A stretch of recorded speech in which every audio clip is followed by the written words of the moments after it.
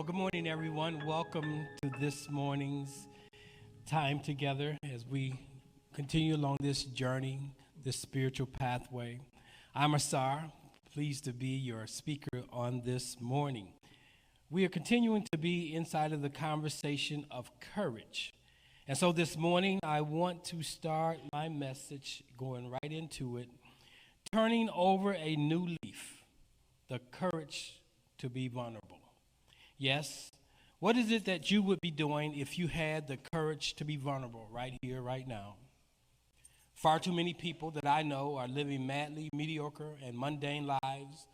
Vulnerability is often behind our attempt to appear as if we know it, to appear as if everything is okay, or that all is well, when it's just the opposite.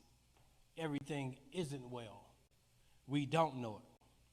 So let us turn over a new leaf as we move into this fall season by confronting our comfort level when it comes to being vulnerable. I know we're talking about courageousness and being courageous, but what's behind an individual's ability to show up courageously oftentimes is their vulnerableness, their willingness to entertain the possibility that they may lose. It's usually the possibility that we may lose that keeps us from showing up courageously and going on with the status quo.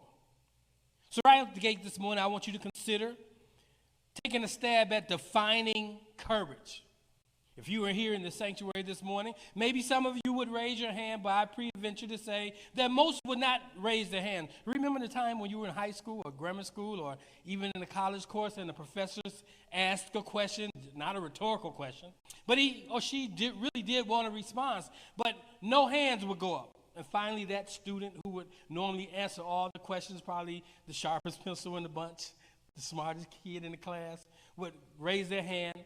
But the issue is not the raising of the hand of this smart kid, but why didn't you raise your hand? Because after he shared the answer, you knew the answer already. It's usually because we don't want to be vulnerable. So even this morning, that was an exercise in vulnerability. When I asked you, some of you just say, you didn't do anything. But some of you even didn't entertain what does the word courage mean. The hesitancy that you all may have felt is an example of vulnerability, getting in the way of you courageously responding. So this morning, I want to take these few minutes that I have to touch lightly on courageous, or to frame the term courageous, to frame vulnerability, to give you an example of both. Then I want to challenge you to move into your curiosity today as to why aren't you being courageous? Why aren't you showing up with the courage that you have? For the scripture tells us in Joshua 1:8, and we'll start from there. It says, have I not commanded you? Be strong, be courageous, do not be afraid. See, what's behind you not being courageous is fear. Do not be discouraged. Somebody perhaps has discouraged you. For the Lord your God, for the law of God will be with you wherever you go. That was Joshua 1:8.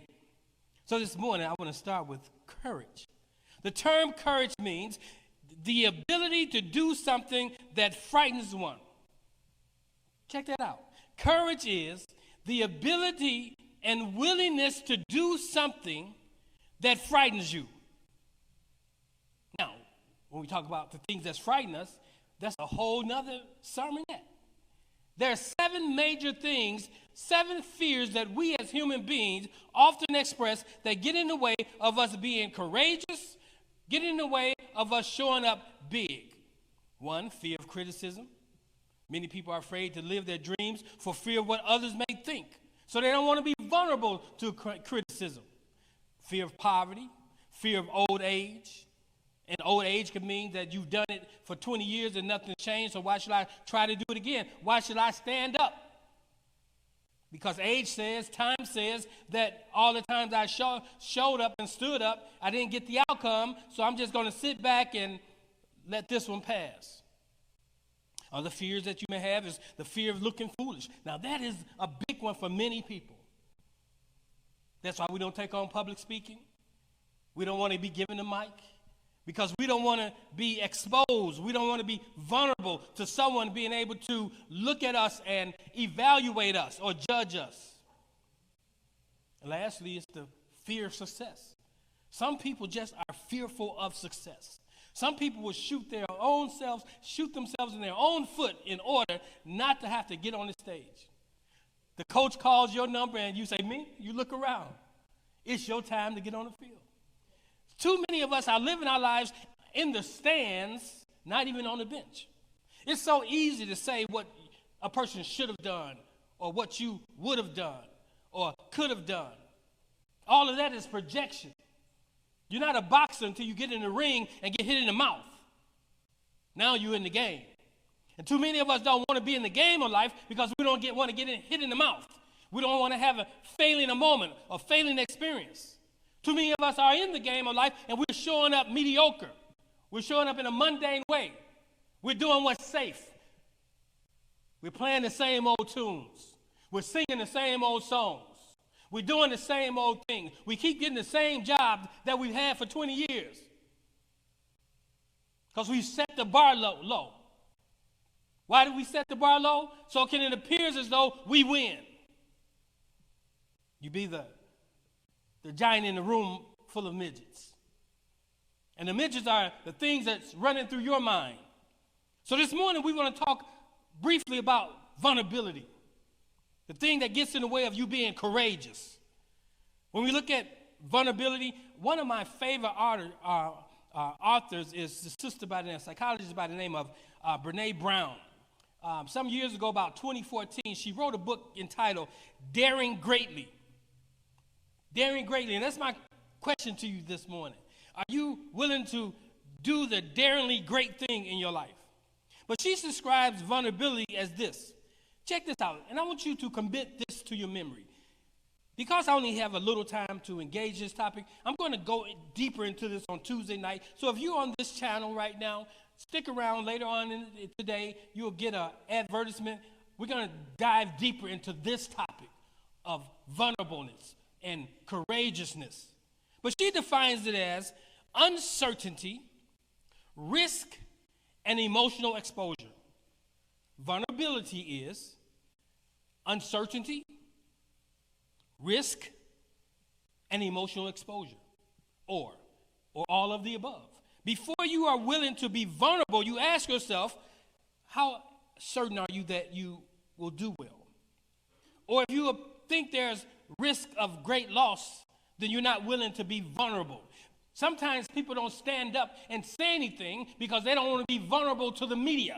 They don't want to be vulnerable to perhaps losing their jobs. I used to ask my parents when I was a kid, as I aged, why I didn't see them involved in the movement.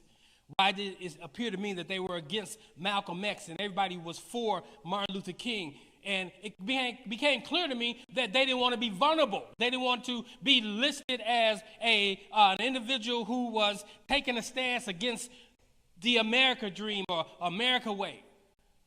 But you can't be great and be with the crowd. You must be willing to break out of the crowd. You must be willing to stand inside of your authentic self, which many of us never rise to our true authenticity.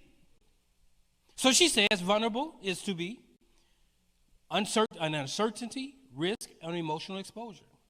It's that unstable feeling you get when you step out of your comfort zone. Some of you don't want to step out of your comfort zone. So you stay there.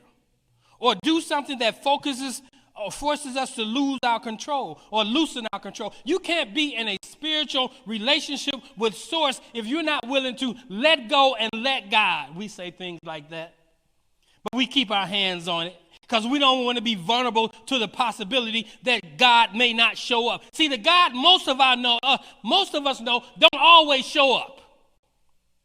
You've been praying for years for the same thing. You're still getting the same thing.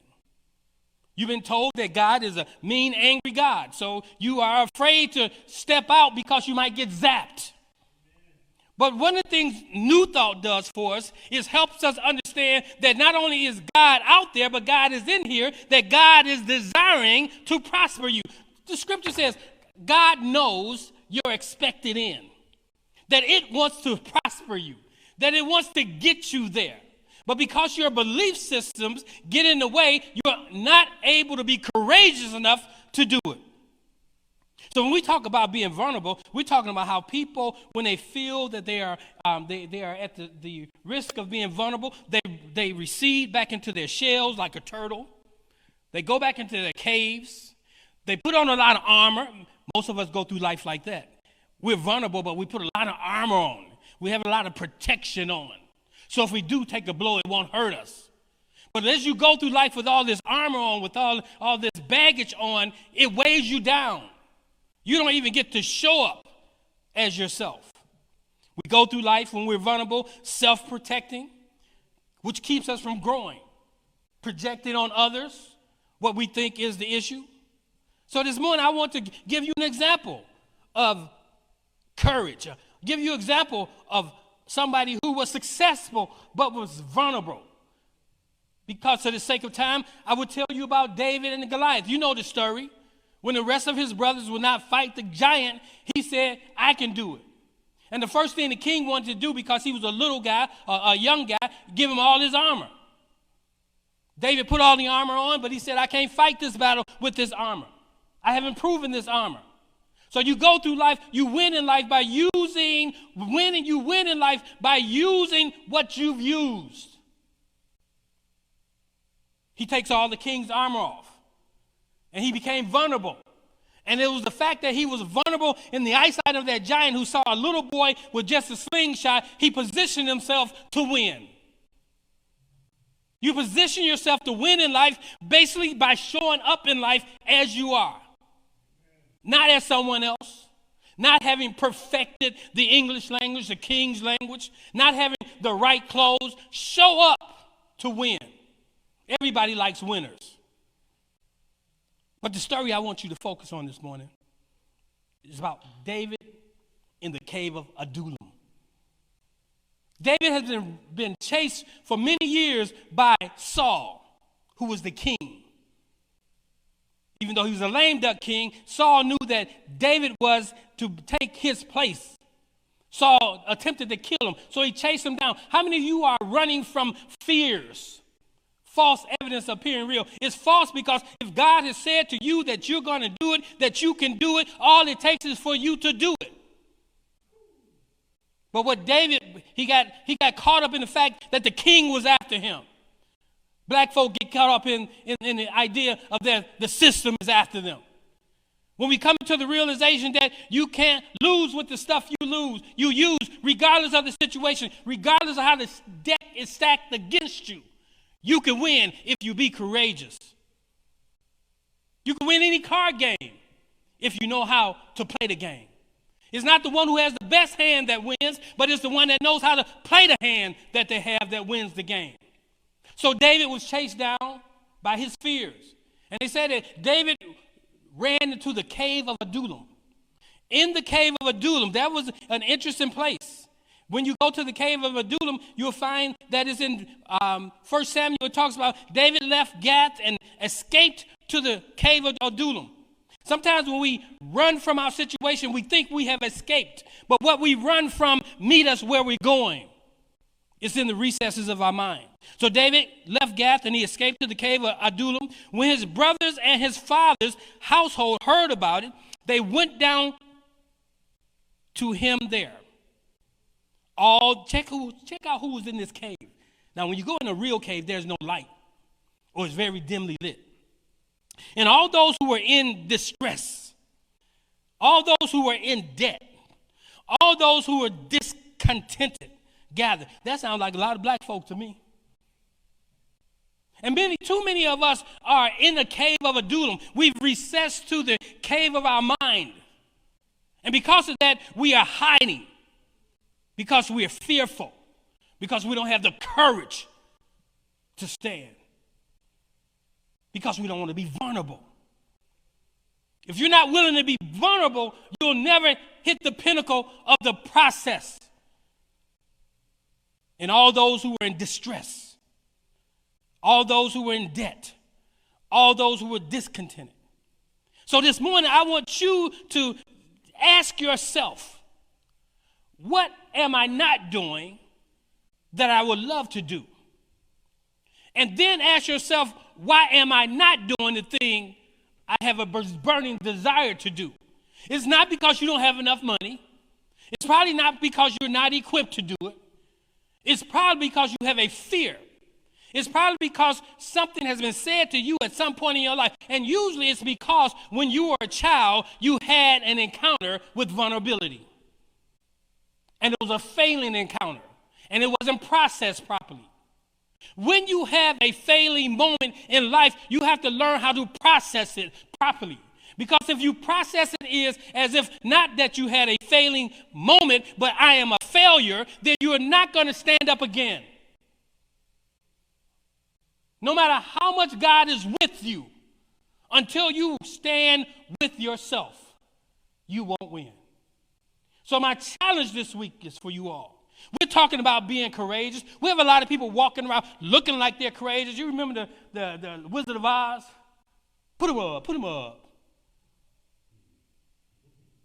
But he needed a heart. He needed a heart, right? No, the Scarecrow needed a heart. The lion needed courage. But he was running around talking about, put him up, put him up. But as soon as somebody stepped to him, he backed down. When life steps up to you, do you put him up, or do you back down? We got all we need in our community. You have all you need to do what you've been called to do, what you've been designed to do. You may need to have that failing moment because it's through that failing moment you're perfected. Come on now. So that's my word for you this morning. Be of good courage.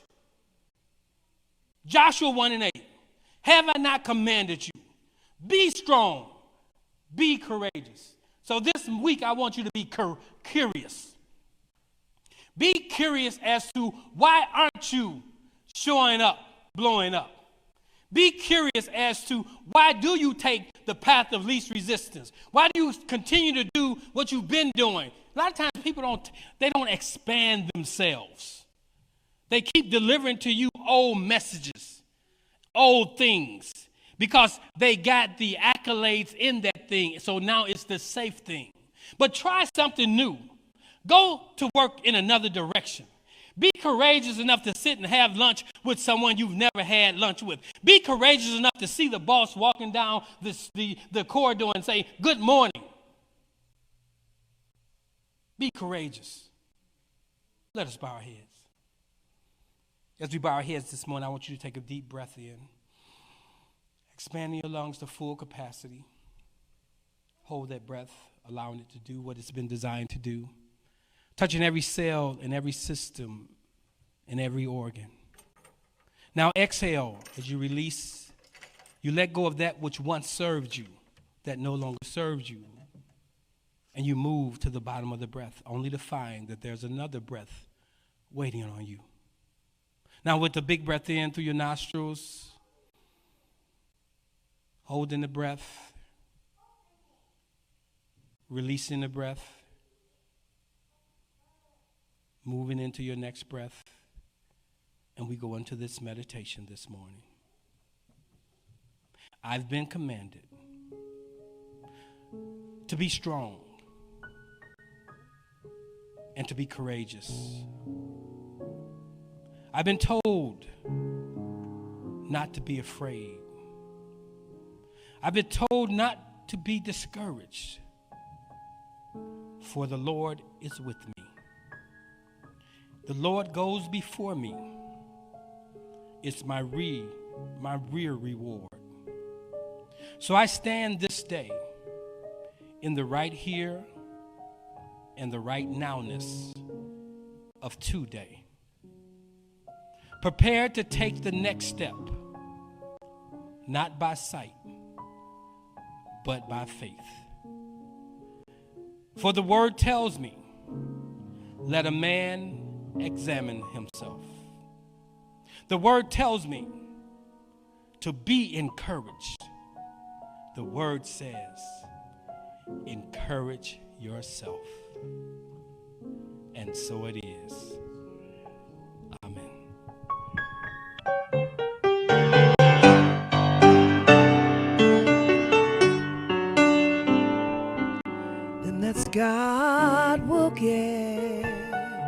them that's not will lose.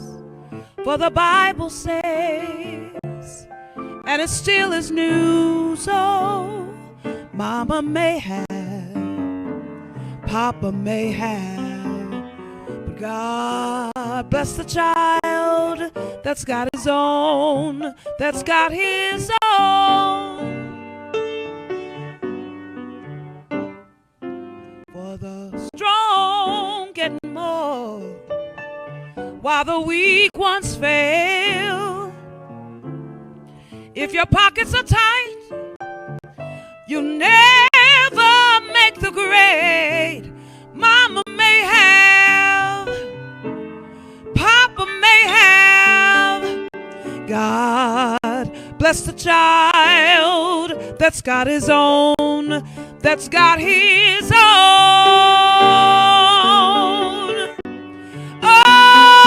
Oh, money. You've got lots of friends crowding around your door. But when the money's gone and the spending ends, they don't come around no more. Rich relations will get crust of bread and such. Go on and help yourself, but don't take too much. Mama may have, Papa may have. God bless the child that's got his own, that's got his own.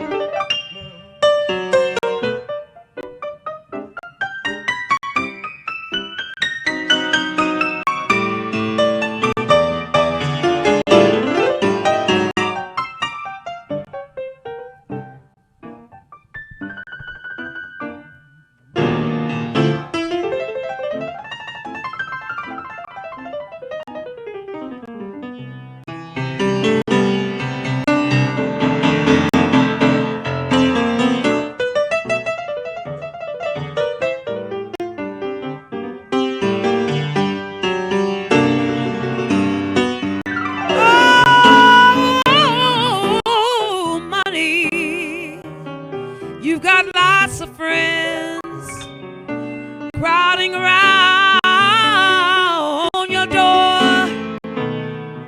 But when the money's gone and all the spending ends, they don't come around. Rich relations will get crust of bread and such. Go on and help yourself. Don't take too much.